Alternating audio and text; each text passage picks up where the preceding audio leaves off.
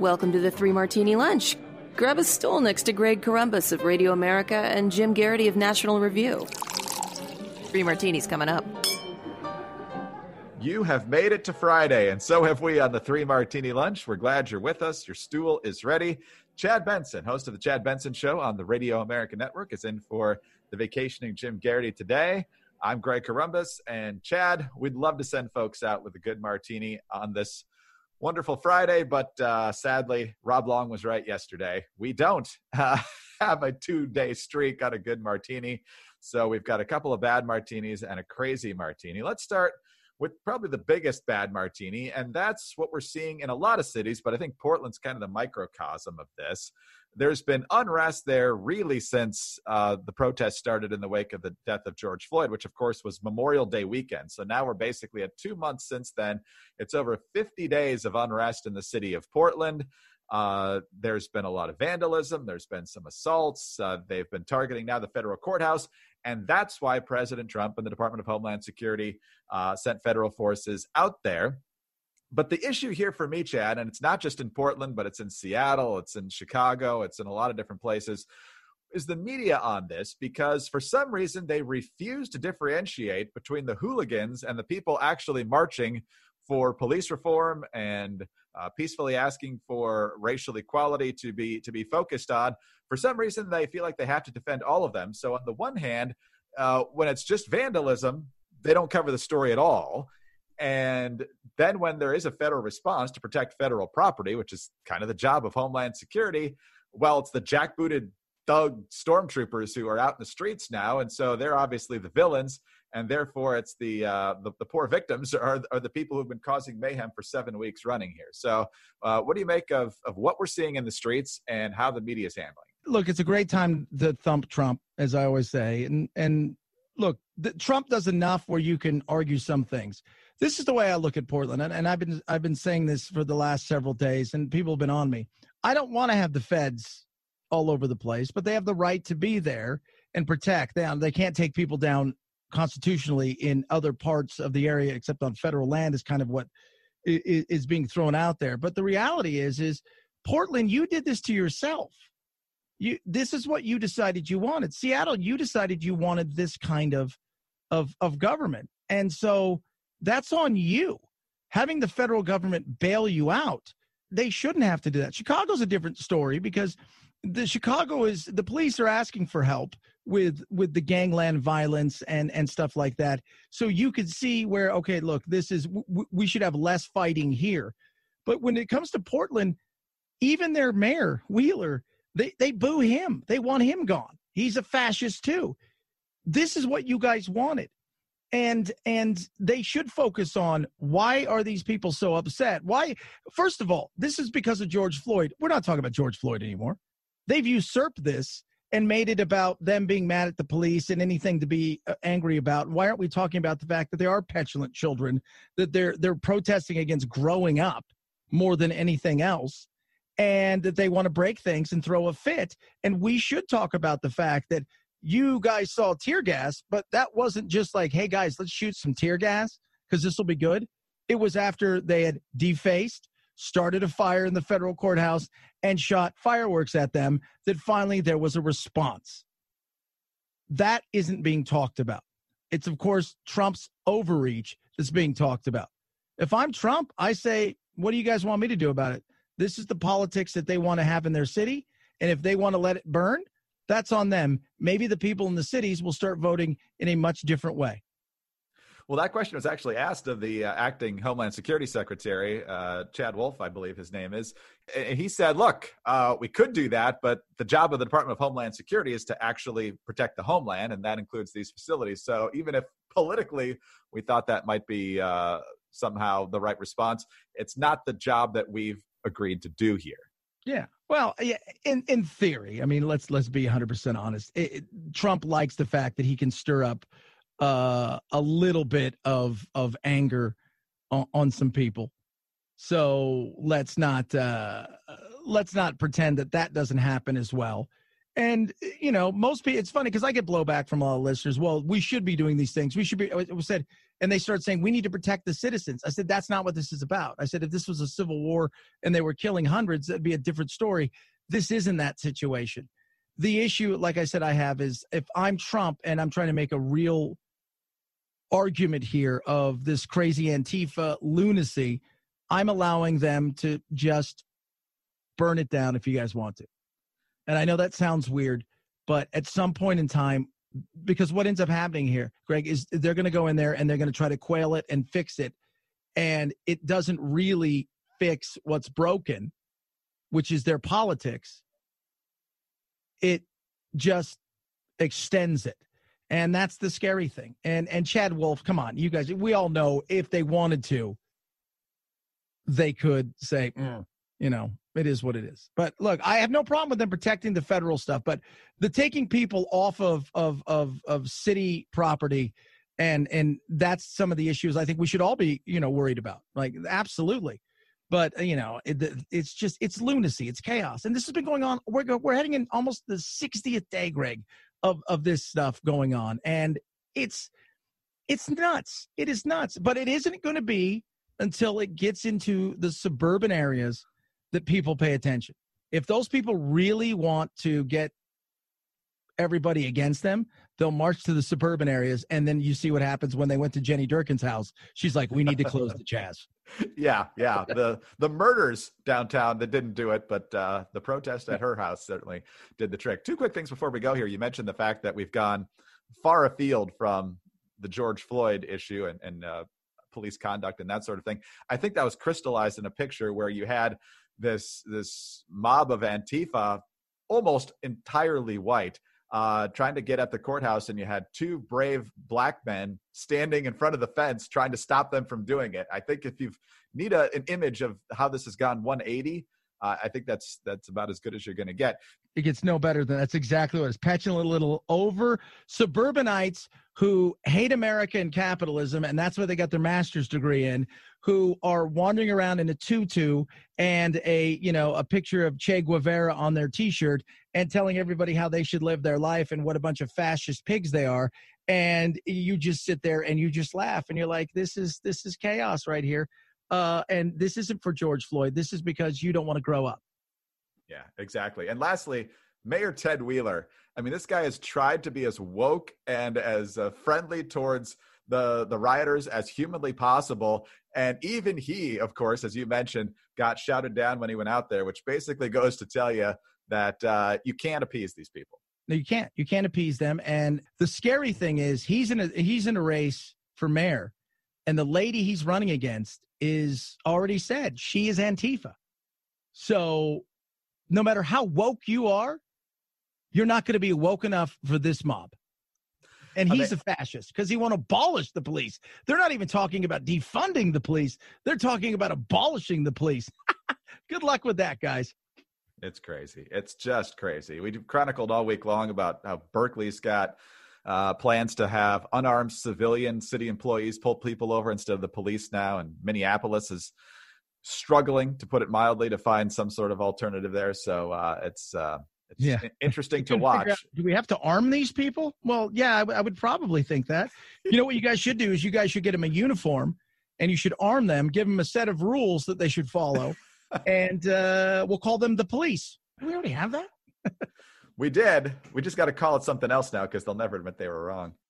All right, let's move on to our second bad martini now. And Chad, the economy is, well, not in a good position right now. The job numbers for May and June were definitely better than a lot of folks expected, and President Trump is taking political comfort in that. But we've got a couple of indicators lately that weekly jobless reports, unemployment reports are going up. And now we've got this huge fight on Capitol Hill about what to do with the unemployment benefits that were set in place back at the very beginning of the pandemic. And so Republicans have decided, and a few of them actually called this out at the time, that the $600 a week benefit, which is now going to expire at the end of July, so a week from now, was too much, and it should be calibrated based on what the person was actually making. Because if you get more in unemployment benefits than you are making on the job, what's the incentive to actually go back to work? You just stay on the dole. But instead of figuring this out based on previous salaries, the Republicans want to make it 70% of what they were making before. Democrats want to keep it where it is. And you're never going to be the popular guy when you're going to take benefits away from someone. So how does this get resolved? Slowly. They're going to battle it out. A week from today, that goes away. Most of those checks are going to go out this weekend. The Republicans, and I've been saying this, look, here's the issue. The issue is, for a lot of people out there, it's tough because we're in some ways disincentivizing people to go out to work if they have the opportunity to do it. But then you've got states across the land who are closing or reclosing things down. So it's a catch-22. I think the smart thing for them to do is to look over the Democrats, say, look, we're going to do another round of stimulus and we're going to extend benefits, but the benefits aren't going to be $600. They may be $300 a week on top of what they get. And we're going to do that for the next 90 days. And after that, if you guys agree to this, that's it at that point in time. And Peter Schiff, who I enjoyed to listen to, said, I would like to see what the states do if you start to hold them accountable for some of this monies that the feds were throwing in. Meaning, you guess what, guys? You guys want to do this? You want to close everything down and you don't really want to enforce some of these things or whatever it is you want to do? Well, you're going to be on the hook for a portion of this because it'll make you think about how you can try to keep the economy flowing and what you need to do. When you have the feds coming and bailing you out, it's other people's money, so you're not too worried about it. But they've got to figure something out because the job market is slowing down because of the second shutdown. And the second shutdowns are coming into place like Arizona, which was the fastest growing job and housing market in the country the past few years, California, which is always strong, Texas, which has been huge, and Florida. This is scary, brother. I mean, the reality is I think that we're headed for something that is going to be ugly. And you've also got the protections for evictions going away. And the mortgage is starting in August. You're going to see, I think, banks have no choice but to start foreclosing. I think we're in for a tsunami of nastiness, and we've been able to put a Band-Aid on it. We put some makeup on it. We've hit it, but it's time that we're going to have to see what this thing looks like. And just to emphasize what you just said, the lead story over at CNN, experts urge U.S. to shut down and start over, which basically means we go back to what we did in mid-March. And obviously, that was supposed to be 2 weeks to flatten the curve and okay, maybe to the end of April. And you have calls now from these experts to literally go back to where we were at the very beginning of this. This is gonna be an economic death blow. No, absolutely. There's no doubt in my mind that we're going to be in a situation here in the coming, I would say, three months or so, that you're going to really see what it was like, because there's a lagging indicator. We were able to give some people some money. We were able to help, and in many cases, bring people square, or in some cases, pay them more than they were earning, which it's kind of a false, thing, because it's not as much as people think, and it's also not as small as people think, because my little sister, she's making $1,000 a week. She's 19 years old. She wasn't making anywhere near that. But we're going to be in an ugly situation because we can't sustain it. We're borrowing money from ourselves. We're borrowing money from our future, our kids' future, our kids' future. We're running in a situation where maybe getting to a point where inflation is, no matter how hard the Fed tries to play with it, it's going to get ugly. And the foreclosure thing, that'll be interesting to see, because we know once that starts to happen, the good purchases that go with buying a home, televisions and stuff like that, that takes a dip. You really start to feel that. And that's what happened in 2008. And it's going to be ugly, man. It's going to be ugly. And some people will weather it better than others. But the reality is if we start all over again, we're looking at beyond a Great Depression. I think we're looking at a decade of lost productivity. Remember a few months ago when they said the summer heat would kill this thing? There you are in the desert in the middle of July, and it's not gone. Part of the problem, Greg, is the fact that the rest of the country goes outside. It's 115. We all go inside. So that's been part of the problem is we had indoors, because who wants to be outside in 115-degree weather? Well, Dr. Fauci, I don't know if you saw his opening pitch last night at the Nationals-Yankees game. Yeah, that was a little bit outside, at least to a right-handed hitter. But, he got it somewhere between home plate and first base on the bounce. he made more headlines for sitting in the stands with his mask under his chin. So that's where we are with the start of the Major League Baseball season. The big headline is that Fauci had his mask under his chin. So he's going to be. But I think he had a hot dog or something in his hand. So, I mean, I really can't. I mean, we're always looking for something, aren't we, to throw at it. You know, we're looking to make something out of nothing, and it's very sad, but that's where we are. I mean, we're in this weird world of, you know, first of all, you got to make fun of the pitch because it was awful. Oh, yeah. Secondly, I think the Cincinnati mayor was Mark Mallory. I think he had the worst pitch ever. Like 50 Cent had a bad pitch. Do you remember 50 Cent? Oh, yeah, at the Mets game, right? He threw the ball straight into the ground. Yeah, Fauci. I don't envy that guy. People get mad at him. They've turned everything into politically. But you know what? If you study his history and realize, man, that guy fought hard and, you know, was the forefront of fighting HIV and stuff like that. This guy's got a hard job, especially when you're dealing, let's be real, dealing with Trump. As much as you might love Trump, he's probably not the easiest to work with at times. I think every celebrity first pitch that goes like that makes you appreciate George W. Bush's 9/11 pitch all the more. Yep. Oh, absolutely. What Jorge Posada say to him? If you miss, man, they're going to boo. Yeah. Yankee Stadium. And he threw it from the rubber on the mound. So that was even more impressive. But you know what? If you go back and look at all the presidential first pitches in the last, several years or whatever, they get to go on the rubber. Nobody else does. You're not going to tell the president you don't get to stand there. That's right. Yeah. Obama, that wasn't his strong game either. Let's talk about another Washington sports team. Doesn't have a nickname. Used to be the Redskins. Was the Redskins for, 70-some years, ever since they moved from Boston. But in the wake of everything we've seen here in the last few weeks, of course, at the beginning of July, the Redskins said they're going to review things, which meant that the name was going to go away. And it didn't take long for them to say, you know what, we're done. We're going to retire the name and the logo. They're furiously trying to erase all the digital images by the time the season is scheduled, I should emphasize, to kick off in September. But yesterday, Chad, we got the interesting news that the new name is not here yet. And so we've got a new name that's simply Washington Football Team. The team says for updated brand clarity and consistency purposes, we will call ourselves the Washington Football Team pending adoption of our new name. The Redskins name and logo will be officially retired by the start of the 2020 season. We encourage fans, media, and all other parties to use Washington Football Team immediately. They're also rolling out a new aesthetic that reflects the direction of the franchise, which means the color scheme is the same, but instead of the redskin on the helmet, it's just going to be a burgundy helmet with gold, the number of the player. So there's changing the name, and then there's just not getting around to it. Some believe that the owner, Daniel Snyder, is trying to milk all he can off of Washington Football Team merchandise, and then he'll do the same whenever they finally pick a new mascot. What do you make of this? I'm okay with them getting rid of the name. We can look at the Chiefs. I don't think that's offensive. The Braves. You can understand that. I mean, oddly enough, as we talk about this, I have an Indians T-shirt on, but instead of the Indians, it's got a white guy with blonde hair, and it says Caucasians. That's satire. We get that.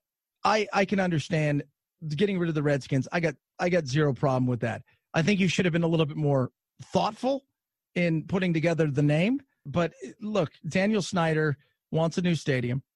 There's all this stuff behind there when it comes to money, not just advertisers leaving, but what else is he getting? Because he doesn't do these things.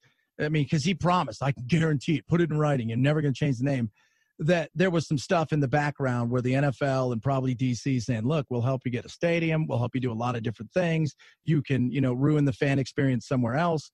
It's because he does. And it's, there's a lot more to it, but I got no problems with it. If I was them, man, I'd just go with Washington, Football Club of DC or something like that. Something cool, right?